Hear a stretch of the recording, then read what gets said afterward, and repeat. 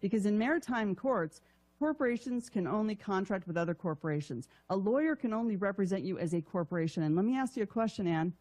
Can your corporation run a red light? No, my corporation cannot run a red light. No. So he's giving you an affidavit of fiction because he works for a legal fiction and he's trying to get you to respond to the legal fiction. And if he can't get you to respond to the legal fiction, he can't contract with you. So in that case, what you want to do is let him commit the crime. We're going to operate on acceptance. Not that we're trying to trap him or anything. We're just trying to educate him, right? So the first thing you could ask a police officer is, excuse me, sir, are you attempting to traffic my person? And the person is the all caps corporation, okay? And he's going to say no because he doesn't know better, and that's okay.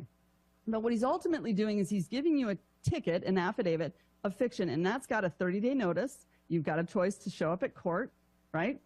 You know that if you don't show up at court, you're presumed guilty, right? And you know that they're going to then sell that as a debt instrument. But what you don't know is that in every court case, they're going to open up a trust in your name. Now, did you give them permission to do that?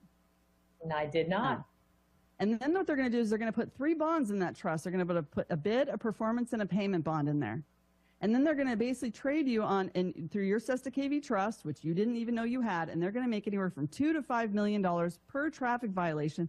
And technically, in the background, they are then selling those as debt instruments. The courts are selling them as debt instruments up to the Treasury. That's okay? Right. So they're making good money on issuing traffic violations, and that's why they have a quota. So what you could do is you could turn around and grab an affidavit of truth, because in an affidavit of truth, it's all common law. So you leave the court systems completely behind because they're all corrupt at this point. They're all just administrative maritime courts. And what you can do is you can operate. So imagine you're on a playing field down here, Ann, and this is maritime. We're going to take it to a playing field up here. And by the way, the playing field down here, we're like in the football field, and we're all the way back to the 1-yard line because no one ever taught us how to play offense.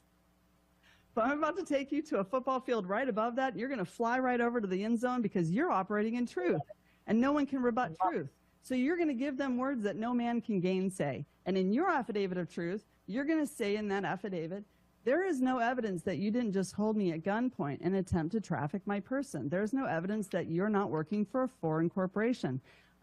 There's no evidence that you are actually, in fact, a police or policy enforcer for the original republic. There is no evidence that you haven't signed an oath or have signed an oath to we the people, right? So what we are going to do with this affidavit of truth is we're reasonable. It's a negotiable instrument. So this officer can choose to either sign an oath to we the people, or he can choose to resign. He can do anything he wants. He can negotiate this instrument. But technically, he's taking a personal liability with every single ticket that he issues because he is working for a crime syndicate. And because he doesn't know that, that's okay. But in common law, every single man or woman is accountable for their deeds on this earth. So they have to be notified. So you put them on notice. So in your affidavit of truth, not only should it have documentaries to wake this officer up and let him know what's really going on, because again, he's probably a good guy, doesn't know what's going on. But in this affidavit of truth, you can let him know that there are all these things he has to rebut. In other words, he has to prove.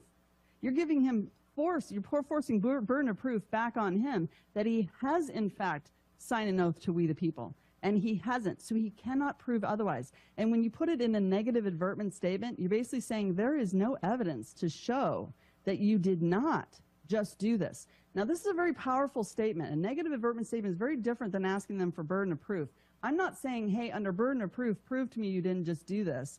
Prove to me there wasn't bank fraud. Under burden of proof, prove to me that you didn't just willingly traffic my person. They can't prove that. But if you say there is no evidence, you're asking him to come to a court of record with evidence. You're forcing him to prove his innocence. So you're saying there's no evidence to prove you didn't just hold me at gunpoint, okay?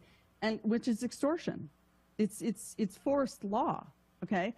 So when you do this, again, in your affidavit of truth, you give him a timeline. He's got 30 days to seek a trial by peers or to cure, or he is now personally liable. And you can rack up these charges to about $1 million a pop. So if some of the people knew this right now and they were serving affidavits back to police officers, we're really just flipping the playbook. And at that point, this becomes a debt instrument.